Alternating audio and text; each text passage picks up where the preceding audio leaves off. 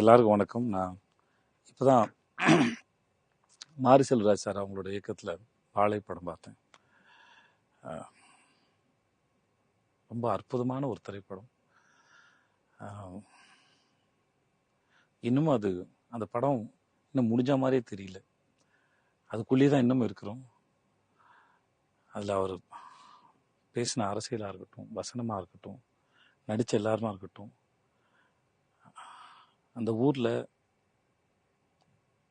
அவங்க வாழ்க்கைக்கு மத்தியில் அந்த ஊர்க்காரங்களை ஒருத்தராகவும் இங்கேருந்து அங்கேருந்து இன்னும் வெளியே வர முடியாத அளவுக்கு தான் அதில் மாட்டிகிட்டு இருக்கோம். மாரி செல்வராஜ் சாருக்கு மிகப்பெரிய நன்றி. இந்த மாதிரி ஒரு படம் எடுத்ததுக்கு, இந்த மாதிரி ஒரு வாழ்க்கையை பதிவு வச்சதுக்கு. செய்திகளில்